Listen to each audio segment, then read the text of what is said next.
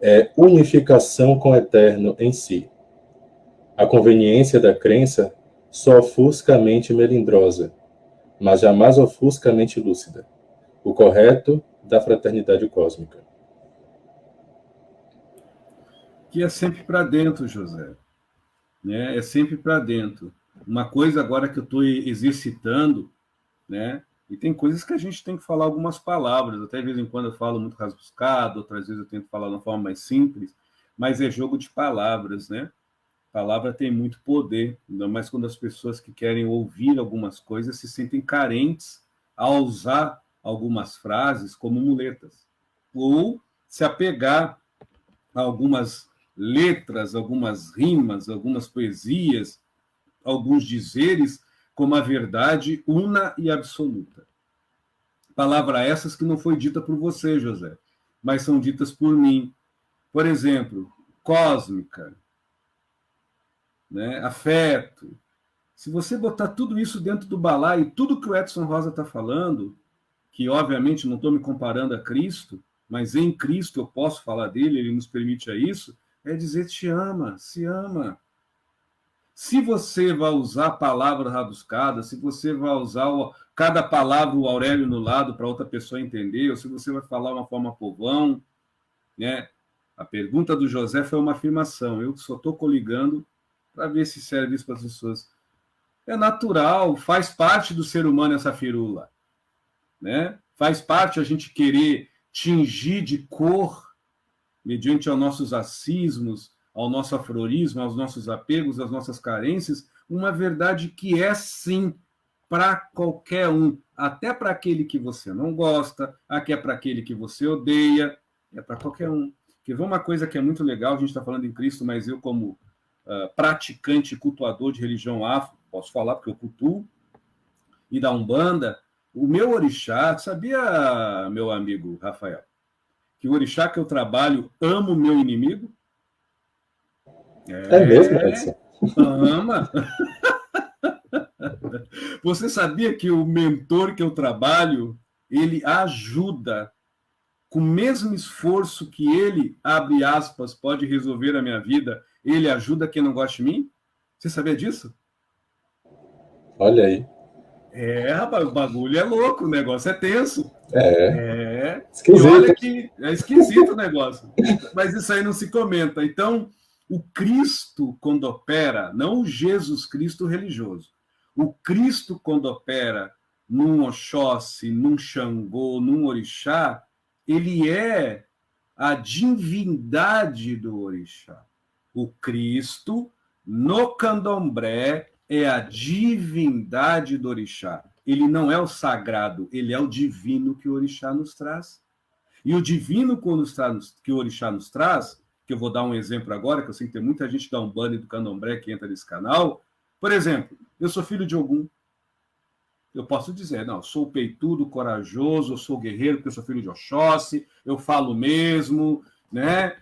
Não, o orixá, o divino do Oxóssi é saber ter complacência com o outro e mansidão nas palavras, mediante o efeito que ela vai causar na vida alheia. Afinal, Pai Oxóssi é o grande doutrinador das almas. Vocês sabiam disso? Ou você acha que o Oxóssi só fica tirando flechinha? Isso é divino. Não tem nada a ver com sagrado. Sagrado quem cria é eu. Eu crio o culto mediante o que eu consagro. Agora, o divino é divino. O divino não precisa do meu culto. O sagrado, sim. O Pai Ogum é a sinergia do ímpeto. O Exu é a força psíquica pura. O Exu é o desbravar do que eu penso, do que eu sinto. É o desbravar do colapso entre a sensação e a impressão, onde vai moldando as minhas emoções. Isso é Exu no divino. Agora eu posso tornar o Exu no sagrado, que é o que eu entendo muitas das vezes, que o Exu é apenas o libido. Aí eu vou dar só o falo para Exu, que é a força sexual, que não está errado, mas é muito mais do que isso. Eu prefiro muito mais o Exu freudiano, que é a força libido psíquica pura, de que propriamente dizer que Exu é prazer. Ai, entendeu? Que também pode ser, mas é muito mais a fundo do que isso. Então, eu quis levantar esse tipo de coisa porque a gente que cultua religião, nós que cultuamos religião afro, nós que cultuamos a Umbanda, a gente tem que ter muito cuidado, principalmente aqueles que são sacerdotes, magos da Umbanda, né? Esse que está falando é eu, não é o Rafael. O Rafael, não sei se ele cultua, mas eu sim. Muito cuidado, porque Cristo está, sim, no divino.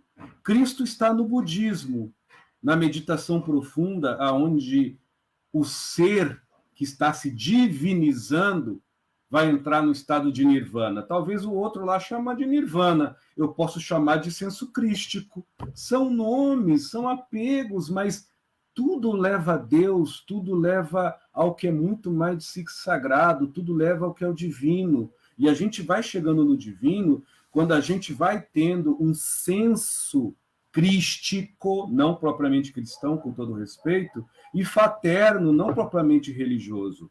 Eu tenho a Umbanda, que eu cultuo, ela é fraterna, ela não é religiosa.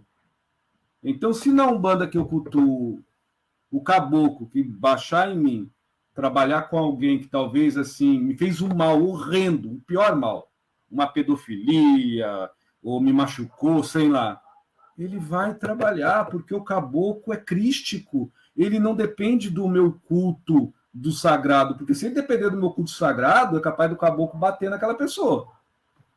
Porque o sagrado é humano, eu humanizo o divino consagrando as verdades conforme eu credibilizo, conforme eu acredito que foi o que fizeram com Cristo.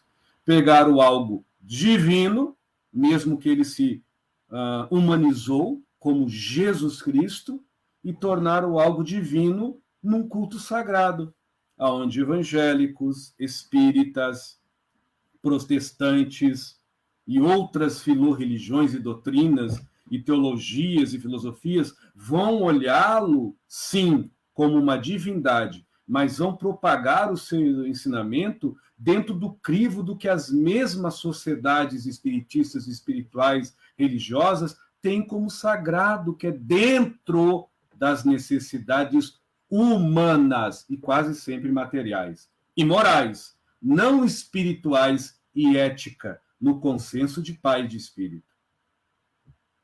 É só isso que eu queria falar, obrigado. Fica à vontade, meu amigo. Fale aí, tranquilo. Boa noite, Edson. Boa noite a todo mundo que está nos ouvindo e que vai nos ouvir ainda. Bom, como o Edson me deu essa oportunidade, né, de falar um pouco da fé humana e da fé do Cristo, eu senti a necessidade de, antes de adentrar um assunto propriamente dito, de até eu vou dizer, por intuição do meu coração, vou colocar assim, né, uma espécie de um resgate histórico de como se construiu a fé do homem em Jesus, em Cristo, né, de onde veio essa imagem da forma que nós, a maioria dos seres humanos, concebemos Jesus e a fé em Jesus. Então, eu vou pedir a paciência aqui de vocês, né, para fazer uma viagenzinha comigo, para vocês sentirem da mesma maneira que eu senti, né, se possível. Me ajudem aí também do outro lado. No Império Romano, que era vasto, né, ia do Oriente até o Ocidente, e vice-versa, Europa, Norte da África, Oriente Médio. Na época do imperador Constantino, as comunidades cristãs, logo depois da morte de Jesus, começaram a crescer cada vez mais. E por uma intenção meramente política do imperador, porque antes o Império Romano perseguia os cristãos porque a fé original, a fé oficial, era a fé pagã. Como ele viu a população crescer nessa nova crença, ele então, né, edita um chamado Édito de Milão, em 313, para poder oficializar essa nova fé cristã, que até então se organizavam em pequenas comunidades espalhadas e tinham seus líderes. E ele começa a dar subsídio político e financeiro a esses líderes, porque ele sabia que ia crescer muito mais do que já estava crescendo, e começa toda a firula que a gente já conhece, né? Aquela construção episcopal, das hierarquias de bispos, dos eclesiásticos, das igrejas, né? Templos pagãos começam a ser substituídos por igrejas paulatinamente, e a população, a popularidade do imperador e de Roma começa a crescer por esse apoio. É uma troca política ali que acontece. E a partir daí começa a construção, veja bem, o que antes, do século I até o final do século III, mais ou menos entrando no século IV, o que se percebia era uma forma de culto que tinha suas peculiaridades de ritualísticas e tal, mas era algo mais honesto, mais verdadeiro. E a partir de Constantino, do século IV, é que começa tudo que a gente vê hoje. Em 325, vão tendo paciência aí, vocês vão entender. Em 325 ocorre um concílio chamado Concílio de Nicéia. Olha só a firulagem. Nesse concílio, existiam duas facções. Uma facção que entendia que o Cristo, né, Jesus, era um homem em comunhão com Deus, em comunhão com um Pai, e que ele era perfeito porque ele conseguiu entrar em comunhão com esse Pai nele. Essa facção era encabeçada por um bispo chamado Ário. A outra facção dizia não. Jesus é Deus. É o Criador do mundo, é o Criador do universo. E essa facção começa a criar essa imagem de Jesus como um Deus todo-poderoso, que dá poder, que dá castigo, que dá sofrimento a quem merece sofrimento, prosperidade a quem merece prosperidade. Quem vocês acham que ganhou nessa discussão? Até hoje, a outra parte é considerada como heresia ariana, por conta do bispo Ário. Mais tarde, num concílio chamado Concílio de Nicéia II, cria-se a imagem de Maria. Repare, eu não estou aqui criticando formas de cultuar, não é isso. Eu só estou tentando explicar como tudo isso foi construído para, no final, vocês entenderem um ponto. Começou a ser criada a imagem de Maria, a partir do Concílio II de Nicéia, como essa mãe que a gente conhece, a mãe de Deus, a mãe do Deus, do Todo-Poderoso. Novamente, duas facções. Uma entendia que Maria era mãe de um homem chamado Jesus, que se tornaria o Cristo, do grego, que significa ungido.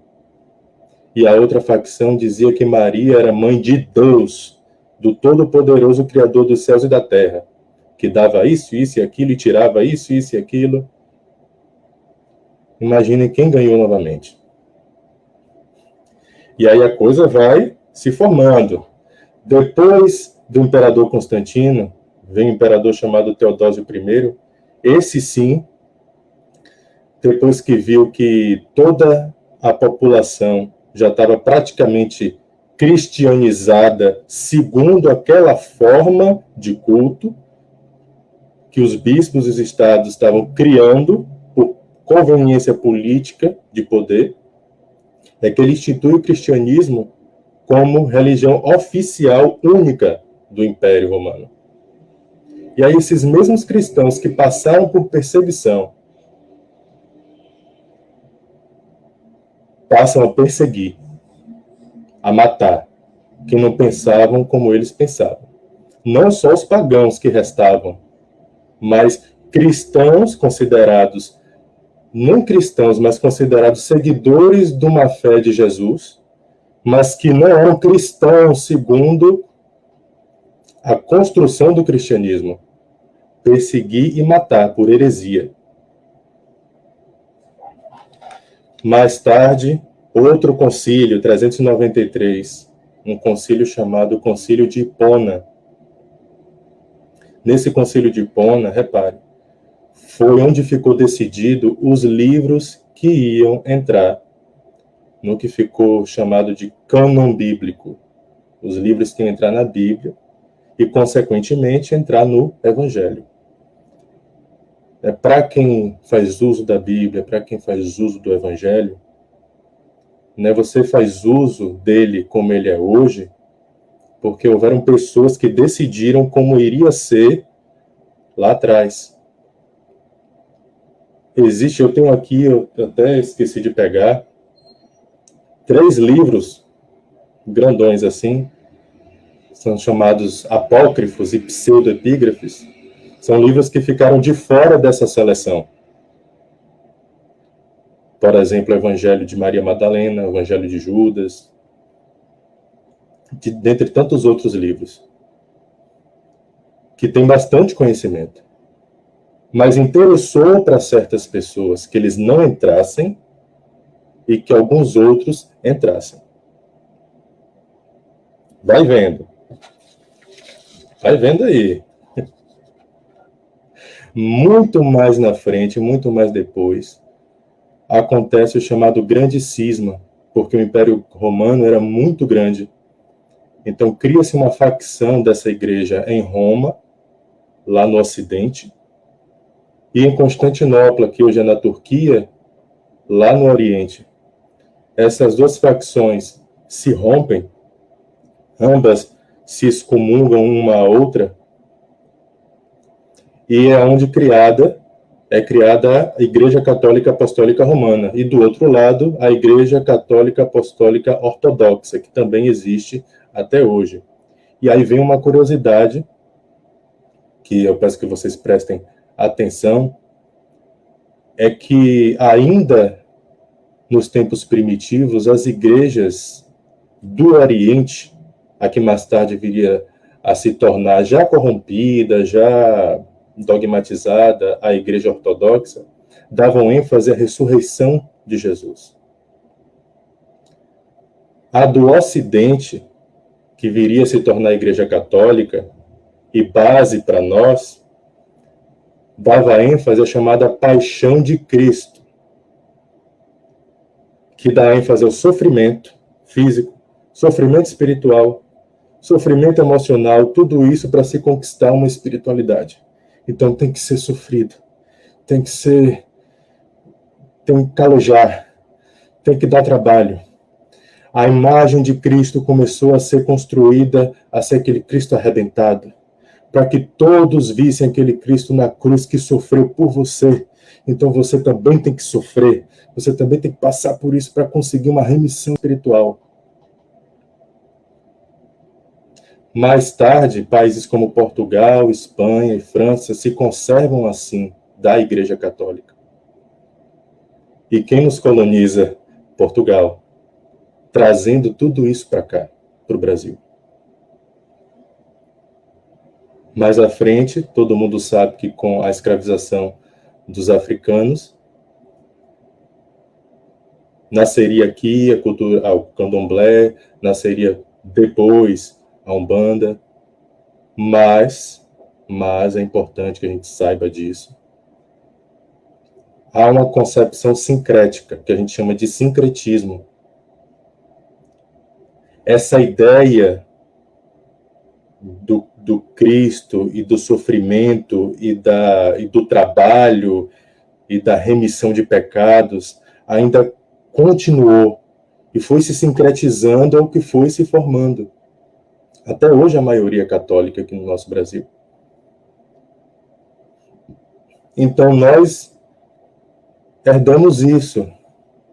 E por que eu estou contando tudo isso? Para a gente entender que quando a gente lê o Evangelho, por favor, né? Não é uma crítica falando mal, desrespeitando, não. É só uma constatação que eu estou tentando colocar aqui. Quando a gente lê o Evangelho, a gente lê com esse pacotão, essa bagagem já pré-construída na nossa cabeça, nas nossas costas, nos nossos ancestrais, da nossa avó, da nossa mãe. O próprio Espiritismo, quando surge no século XIX, ele surge muito ainda sincrético com o catolicismo e, consequentemente, também com essa ideia de um Cristo imagético, de imagem. Eu não estou falando de escultura, nem nada disso, eu estou falando de imagem no sentido metafórico. Um Cristo construído, é isso que eu quero dizer. E sofredor. E, logicamente, quando o Espiritismo sai da França e vem para cá, vem assim e ainda se junta com a forma de culto e de concepção de fé em Cristo latino-americana. Então, percebam, a forma como a gente lê o Evangelho e concebe a fé humana, concebendo a fé em Jesus, é assim. Por mais que a gente não saiba dessas informações, não pensem, existe essa atmosfera que leva as religiões a se formarem com essas concepções. Claro, cada uma com suas diferenças, mas com uma imagem de um Jesus que, se você para rememorar realmente o Jesus de 2000 anos atrás, de aproximadamente 2000 anos atrás, não desejaria que nada fosse assim. E não sou eu quem digo isso. É o Evangelho puro e simples, enquanto caminho é quem mostra assim. Mas porque interessa, porque é conveniente. O engraçado é que é muito mais fácil a gente aderir a dogmas e aderir a pensamentos já pré-concebidos e pré-constituídos. É mais fácil, parece mais tentador do que fazer o contrário, do que pensar de forma lúcida, do que ler o Evangelho de forma mais lúcida. Porque Jesus nos chama à lucidez do amor próprio. E ele próprio foi condenado por um sistema que fazia exatamente o que aqueles que posteriormente falam em nome dele até hoje fazem ainda.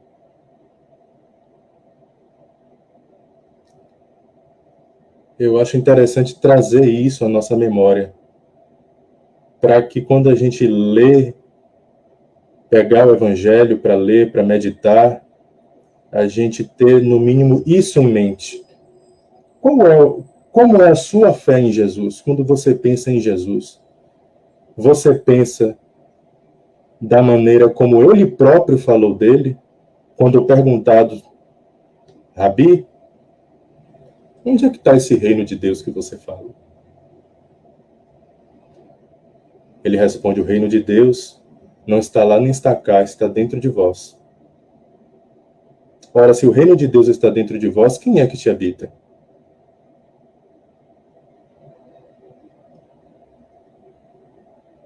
Depois, no Evangelho, aí é um apócrifo, eu sempre cito ele, de Maria de Madalena, ele fala, o Filho do Homem está dentro de vós.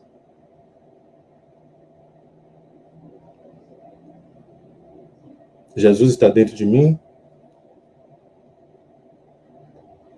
Mas por que é tão tentador que eu conceba ele fora? Porque é tão mais fácil eu conceber ele a uma coisa assim difícil de acessar e que para chegar eu tenho que sofrer. A gente começa a entender quando a gente faz um pouco desse resgate. Sem perceber, e aí parafraseando aqui, trazendo a nossa lembrança, Moisés, quando subiu o Monte Sinai para se conectar com Deus e receber aqueles 10 mandamentos, o povo diz, não, que é isso? Um Deus que a gente não pode pegar, que a gente não pode tocar, que a gente não fala, que a gente não pode nem ter nenhuma imagem, não. Vamos derreter os nossos ouros e construir um bezerro de ouro para que a gente adore. Tocando, pegando, barganhando, a gente pode barganhar com ele, colocar oferendas na frente dele. Em troca de adoração, ele nos dá coisas. Jesus, esse Jesus que foi construído, se tornou um novo bezerro de ouro, com quem você pode barganhar, com quem você pode pedir e mendigar sempre, e que para você acessar você tem que sofrer bastante. E não é te acessando, é sempre acessando alguma coisa que está fora.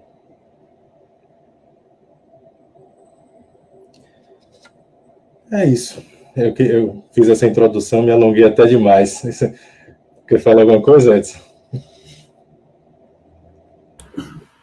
É muito legal o que você falou, meu amigo, porque clareia um pouco as cognições que a gente tem e a bagagem, né? Porque esse canal é um canal universalista, mas também espiritista, no sentido de sensibilizar, não tocar. Eu não estou aqui, nem você, nem Márcia, quando nos ajuda, ou as pessoas que vêm, imbuir na cabeça das pessoas uma fé ou uma crença que ela não tenha. Mas Jesus, o Cristo, no mesmo evangelho, nunca pregou uma fé sofrente. Todo o Novo Testamento do Cristo, ele abolia o sofrimento. E quando ele comentava na dor, ele tratava como aprendizagem, não como castigo.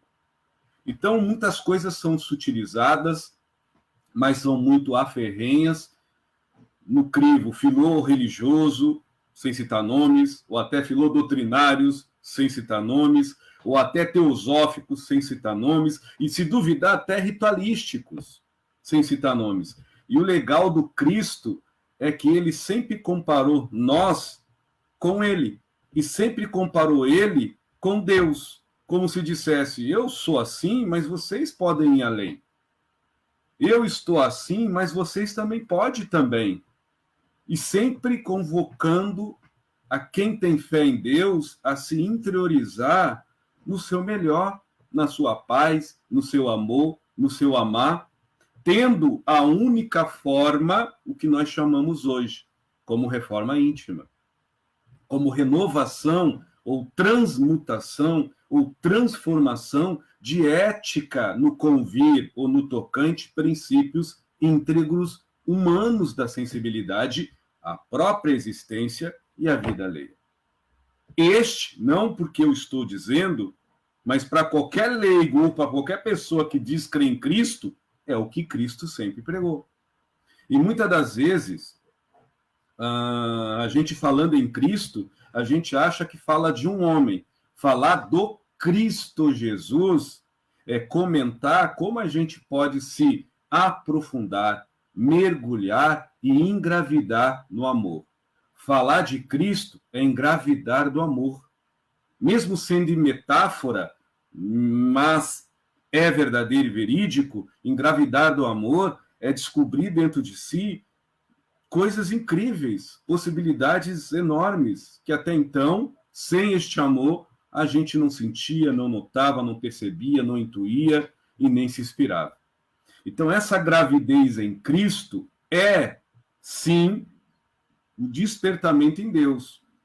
Não de poder transformar a vida dos outros, ou de transformar só apenas materialmente a própria vida, mas de ser a transformação em vida.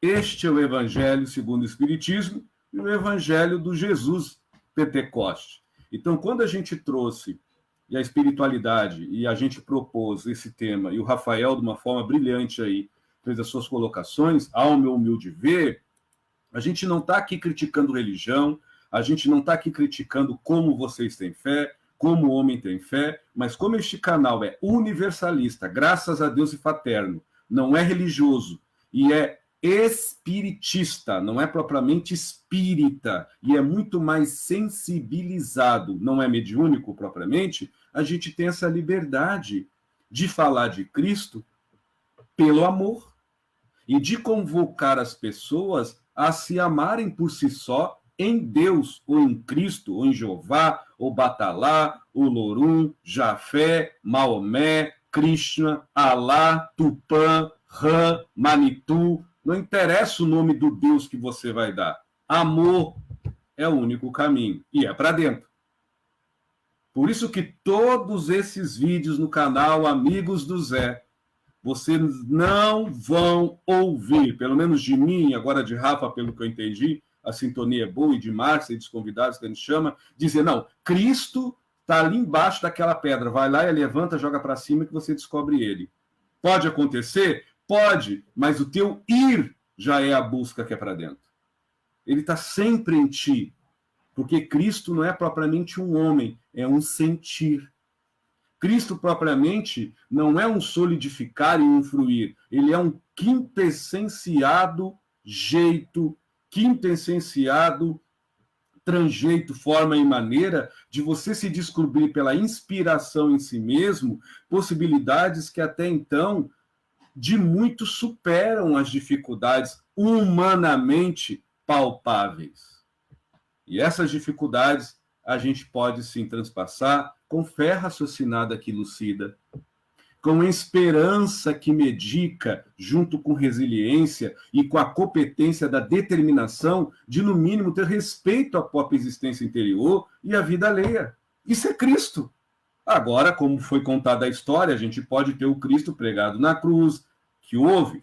A gente pode ter o Cristo todo arrebentado, estorpiado, e assim ter que sofrer também para Deus nos enxergar, ou pode fazer, ou ter, ou assim se manter na fé que bem entender. Mas, neste canal, a gente opta com muito respeito, ter fé em Cristo com alegria, com contentamento, com fé raciocinada e com amor e respeito, não só a nossa vida, mas a vida alheia. Obrigado, Rafa.